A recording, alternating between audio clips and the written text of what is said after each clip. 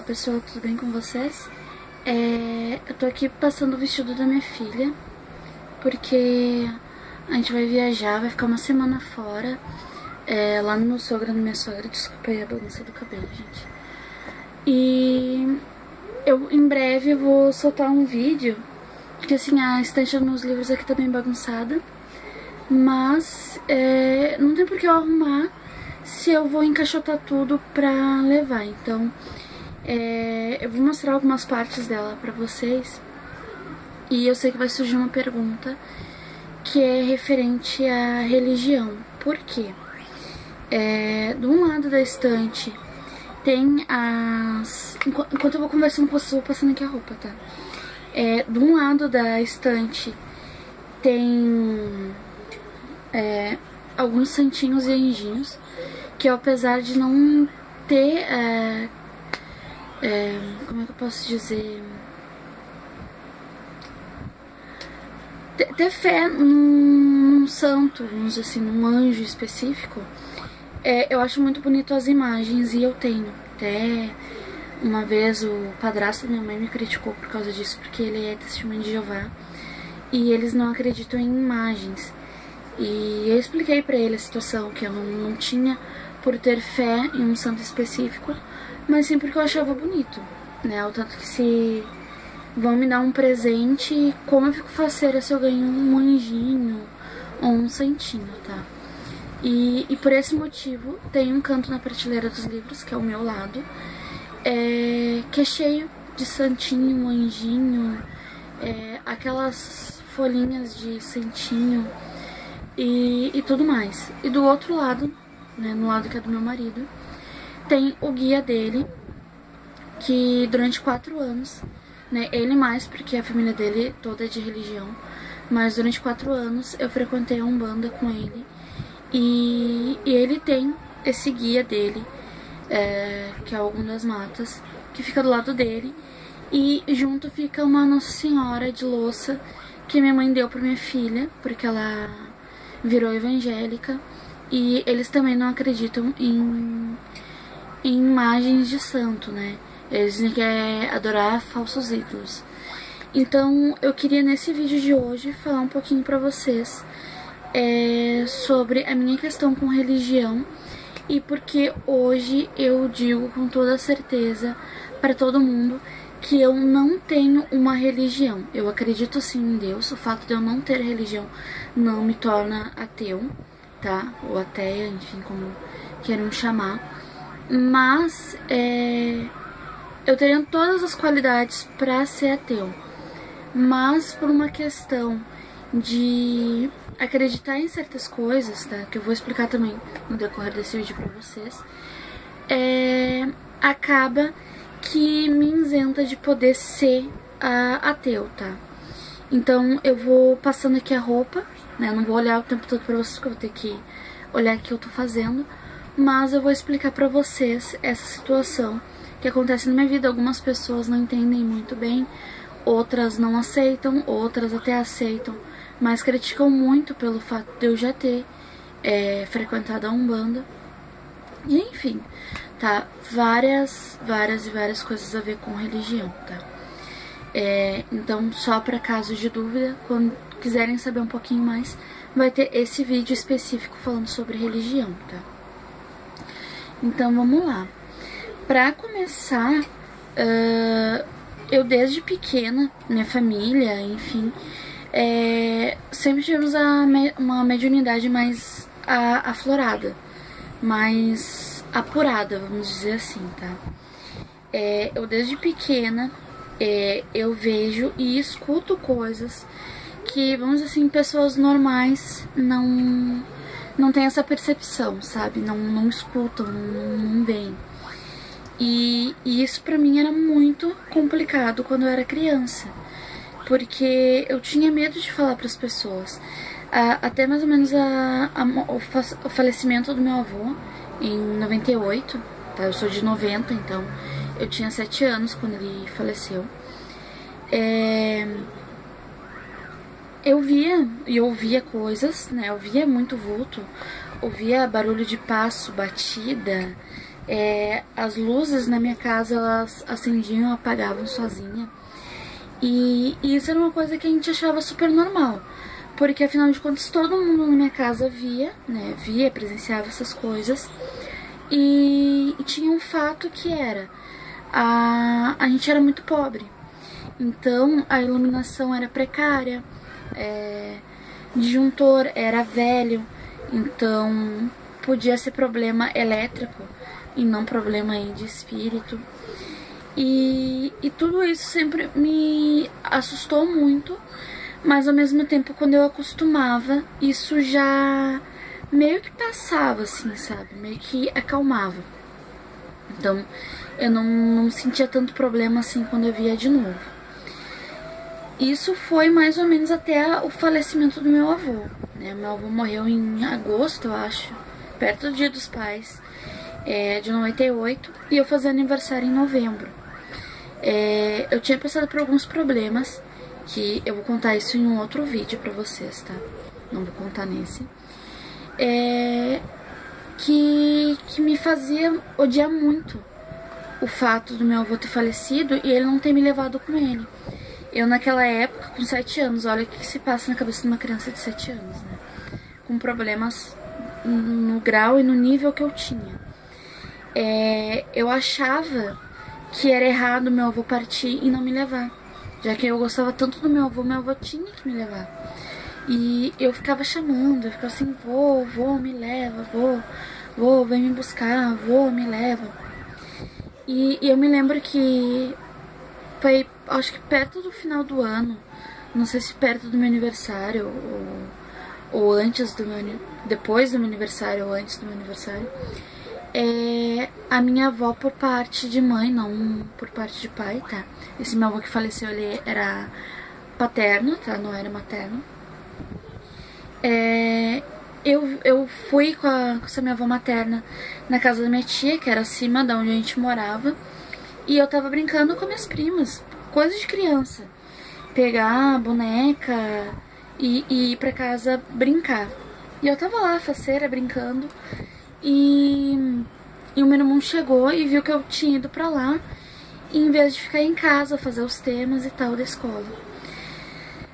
O que o meu irmão fez? Meu irmão me buscou lá e começou a me xingar. Tava sentada na mesa, né, fazendo os temas, e triste ao mesmo tempo, pensando no meu avô, tá, que meu avô podia ter me levado, que eu não estaria ali ouvindo aquela bronca, né, do meu irmão. Meu irmão é 6 anos mais velho do que eu, e eu tenho uma irmã que é 4 anos mais velha do que eu, né.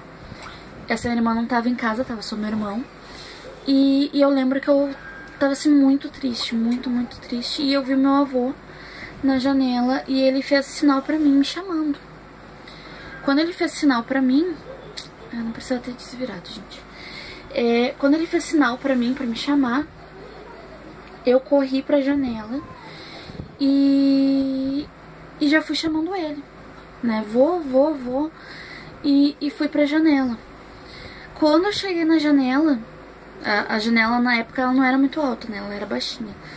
Mas pra minha altura, ela era consideravelmente alta, porque eu era pequenininha. O meu irmão me segurou por trás, assim, pela barriga. E tanto eu quanto ele, assim, a gente olhou pra fora pra ver se encontrava alguém. E não tinha ninguém, juro pra vocês, não tinha ninguém. O meu irmão perguntou o que foi, eu falei que eu tinha visto o meu avô, que ele tava num vulto branco e que ele tinha me chamado. Meu irmão ficou assustado, porque eu tinha descrito pra ele, né? Não sei se ele já tinha visto alguma coisa parecida. E aí o meu irmão disse assim, tá, não fala nada pra mãe. E nisso de não falar nada pra mãe, ele parou de me dar bronca e tal, e disse pra mim não pensar mais naquelas coisas, né? Que aquilo não ia fazer bem pra mim e nem bem pro meu avô que tinha falecido. Passou mais um tempinho, não sei quanto tempo, se foi questão de dias ou de semanas, eu acho que ele mais uma vez me chamando, né? E nessa vez eu não me lembro se o vulto era branco também, ou se era mais cinza, ou se era mais negro o vulto. Mas eu vi ele me chamar, se não me engano era branco.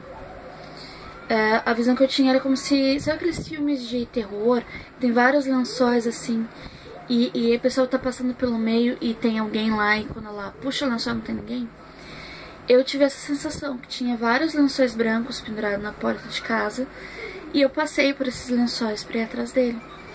Só que quando eu dei aquele estralo assim e eu me toquei, não tinha várias camadas de lençol, era só um varal que tinha na porta. Aquilo me assustou um pouco, mas eu não falei pra minha mãe, não comentei nada com ninguém. Afinal de contas, eu podia só ser coisa da minha imaginação. E aí eu acho que perto do meu aniversário, ou um pouquinho depois do meu aniversário, eu sonhei com meu avô. E ele pediu pra mim não chamar mais ele, que ele tinha que descansar, ele tinha que partir, ele tinha que fazer a passagem dele. Que quando fosse meu momento, né, quando fosse a minha hora, ele estaria me esperando pra me ajudar a fazer essa passagem. Mas que agora não era minha hora, agora eu tinha uma missão pra cumprir e não era minha hora, né, não era o meu momento de partir com ele. Aquilo me deixou mais tranquila, porque eu vi ele, eu vi que ele tava bem, tudo. E depois daquele momento eu nunca mais vi ele me chamando, né, eu nunca mais vi vulto dele, nunca mais eu vi nada. Só tive assim, mais ou menos uma sensação, como se ele estivesse perto de mim, me protegendo, né, me fazendo bem. E depois disso eu não vi mais nada, assim. Mas a partir desse momento que eu tive esse sonho com ele, essas sensações que eu tinha de visão e audição, elas começaram a ficar mais fortes. Eu não via mais só vulto, eu não ouvia só batida e estralo. Muitas vezes eu via coisas que não estavam ali, não existiam ali. Eu via, quando eu me dava conta, aquilo já não tinha mais. Então a minha mediunidade começou a ficar bem mais aflorada, assim, vamos dizer. E isso me fez recorrer à religião, né? Na época eu frequentava a igreja católica com a minha mãe, meio que por obrigação, porque eu fui batizada na igreja católica e a minha mãe ia todo domingo na missa, né? Então, como a minha mãe obrigava a gente ir pra missa todo domingo de manhã, por mais sono que a gente tivesse, ela fazia a gente levantar e ir pra missa, eu achei que era um lugar bom pra falar o que estava acontecendo comigo e pedir uma ajuda pro padre. Então eu cheguei pro padre, contei tudo isso que eu falei agora pra vocês, eu contei pra ele. O padre disse que era um dom divino e que aquilo devia ser mostrado pros fiéis, né, pras pessoas ali da paróquia.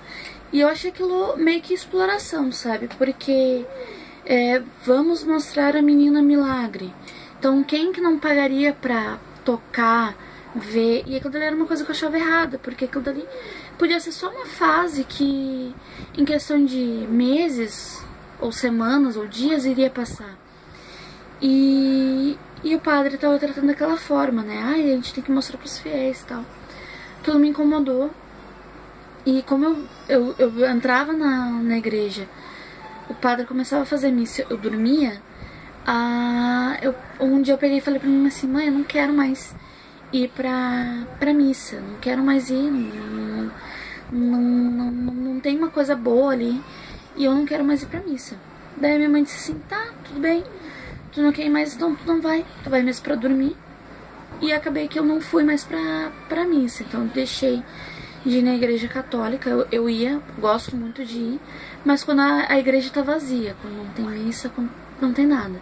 Pra vocês terem uma base, acho que desde os meus 13 anos, tá? Agora eu tô com 27. Acho que desde os meus 13 anos, 12 anos, foi quando eu fiz a minha comunhão, eu só fui numa missa, que foi a do batizado da minha filha, né? E também eu só batizei ela por uma questão de que eu sou batizada, meu marido é batizado, mas eu vou deixar livre pra ela escolher se ela quer seguir uma religião, se ela quer ter uma religião na vida dela. Não vou obrigar ela a seguir nenhum tipo de religião, porque essa é melhorzinha, ou porque aquela dali é melhorzinha, ou porque a tua avó vai, porque o teu tio vai. Não, ela vai escolher quando ela achar que precisa e quando ela tiver necessidade de escolher uma religião, tá?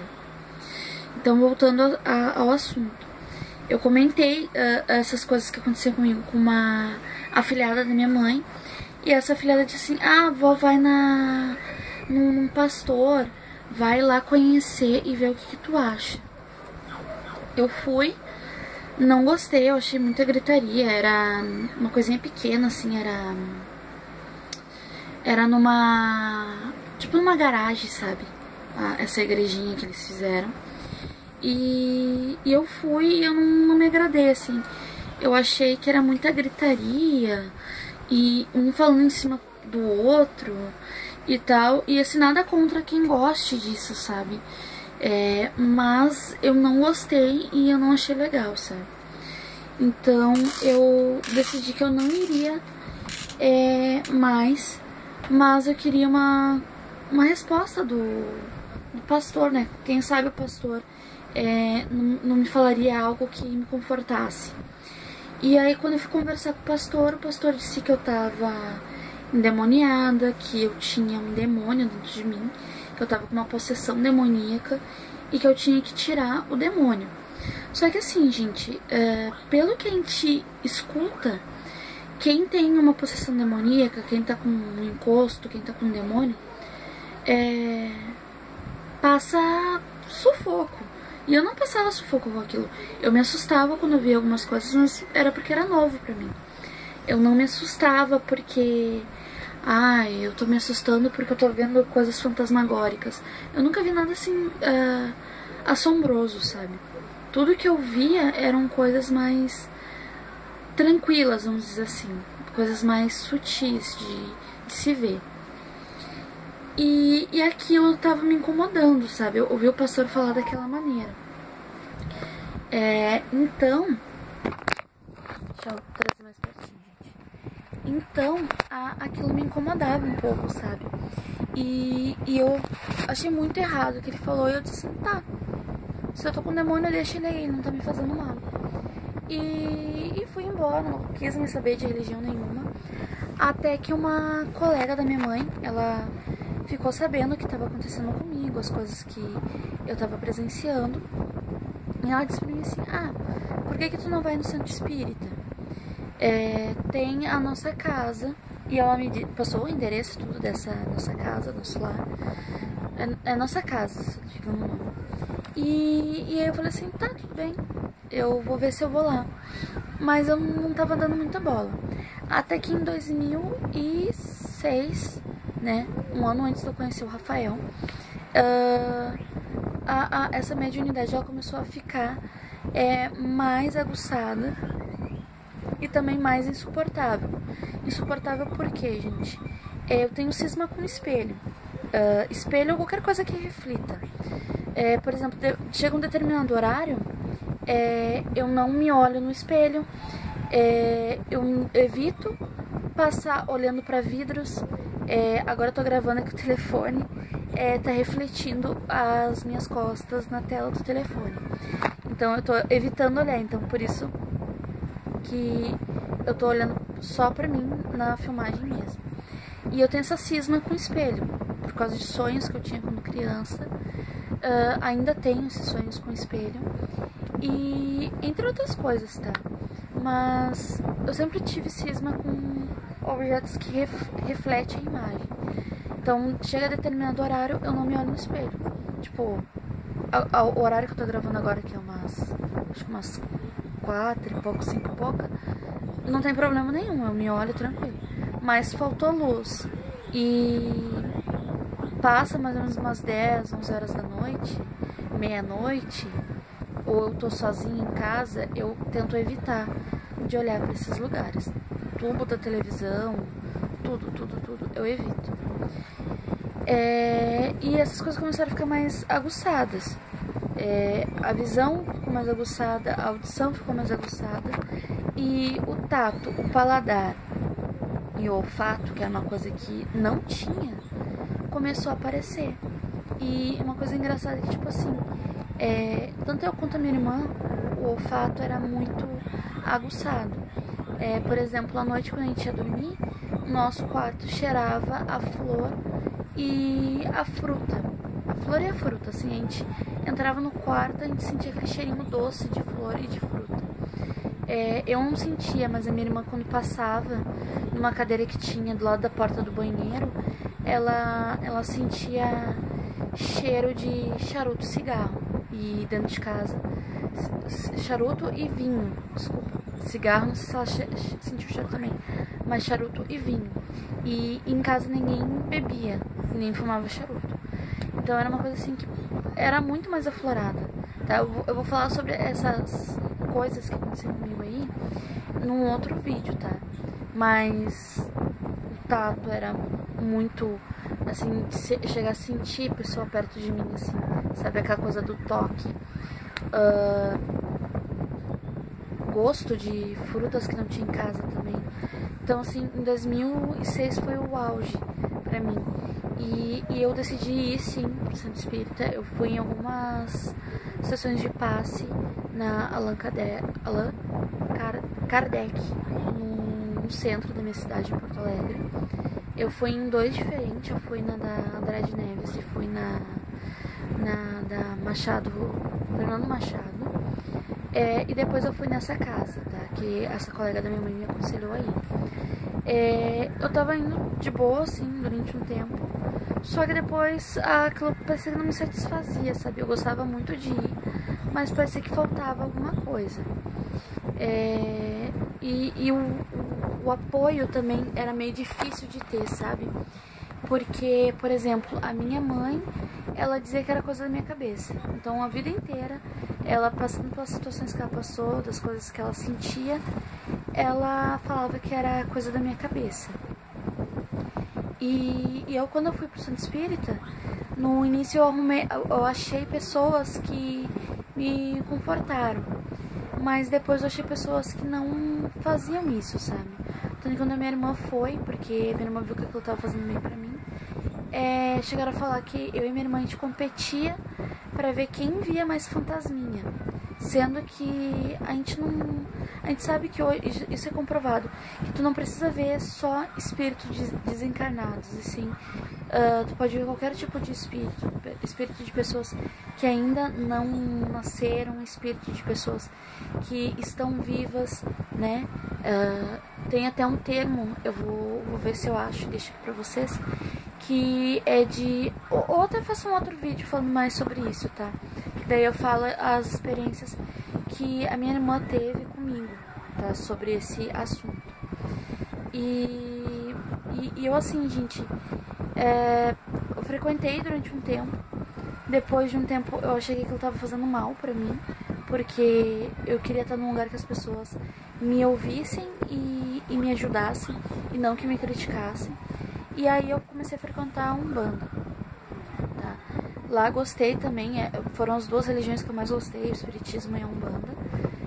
Eu frequentava só a linha branca da religião, então Quimbanda, Nação, essas coisas eu não frequentava. Frequentava só a Umbanda mesmo, gostava muito.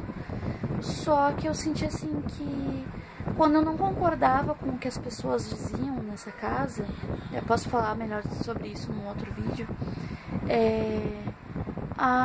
eu era a negativa, eu era ruim, eu era a que tava fazendo por merecer, vamos dizer assim, que pegassem no meu pé.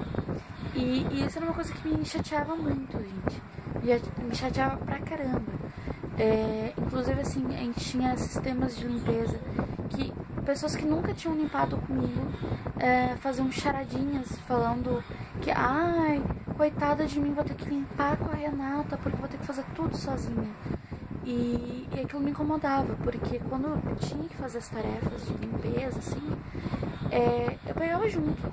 Eu não fazia, não deixava nas costas dos outros. E chegou num momento, eu sempre falei que eu ia embora, e chegou num momento que deu pra mim, foi o meu limite. Se vocês quiserem eu faço um vídeo explicando melhor essa minha saída, tá? Mas eu fiquei muito chateada com as coisas que aconteciam E eu sempre falava assim, eu vou continuar só pelos guias, pelo meu marido e pela mãe de santo. E depois de um tempo eu comecei a ver assim, poxa, não vale a pena estar numa religião por obrigação. Eu tenho que estar numa religião pela minha fé, pelo o que eu acho que é certo, pelo que eu sinto que é verdadeiro. E eu não sentia que lá dentro ninguém era verdadeiro, sabe? E aquilo começou a me incomodar muito. Então eu comecei a analisar. Se eu tiver que acender uma vela pro meu guia, qual que é a diferença de acender em casa e acender num terreiro de Umbanda? A fé vai ser a mesma, só o lugar não vai ser o mesmo. Então eu comecei a repensar muito sobre isso. E aí aconteceu uma situação que eu achei que foi uma situação chata e desnecessária ter acontecido. E aí eu chutei o balde. Quer saber de uma coisa? Tô indo embora. Saí da religião, houve muita coisa desagradável, né? Que eu não tinha saído, que eu tinha sido expulsa, quando na verdade eu pedi pra ir embora, né? E eu digo assim pra vocês, gente, eu saí em 2000, eu fiquei de 2010 a 2014 nessa religião, nessa terreira, vamos dizer assim, nesse centro de Umbanda. Saí em 2014, a gente tá agora em 2018, não penso em voltar pra nenhuma casa de Umbanda, já me fizeram vários convites e todos eu recusei. Não digo que eu não vá assistir uma terreira, mas voltar para uma religião eu não quero, porque eu me sinto muito bem tendo fé e não tendo religião. E isso é uma coisa que eu digo pra vocês, se vocês já trocaram várias vezes de religião, achando que o problema é religião, ou achando que o problema é vocês, eu digo pra vocês, às vezes o problema pode ser que vocês não necessitem em si de ter uma religião, e sim vocês só precisam ter fé em alguma coisa.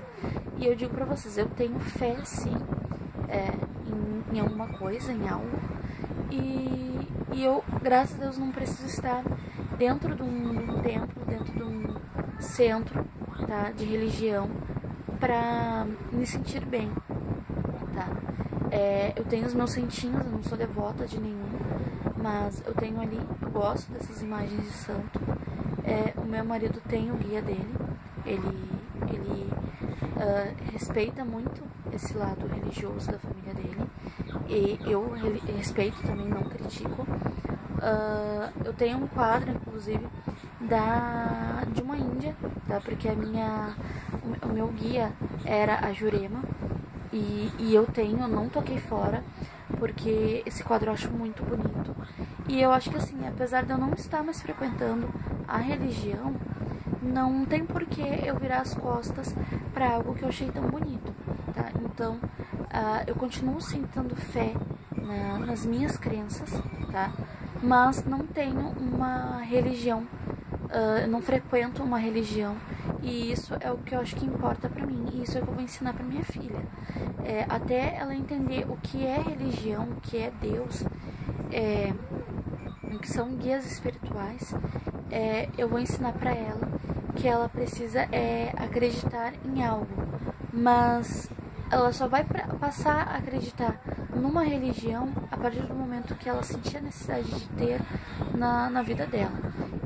Eu tenho Bíblia em casa, eu vou ensinar ela a rezar, a ler a Bíblia, tudo bonitinho, mas eu não vou ensinar pra ela uma religião, dizer que o catolicismo é melhor, que a Umbanda é melhor, que o Espiritismo é melhor, que o evangélico é melhor, enfim, tá? Quando ela tiver idade suficiente para frequentar alguma religião, eu vou deixar que ela vá por vontade própria, né? E era isso mais ou menos que eu tinha pra falar pra vocês, tá? Então eu comecei esse vídeo aí passando roupa, falando pra vocês sobre essa situação. E eu acho assim, é importante a gente falar um pouco mais sobre esses assuntos, tá? Eu só resolvi falar também agora isso com vocês, porque eu voltei a ver algumas coisas, tá?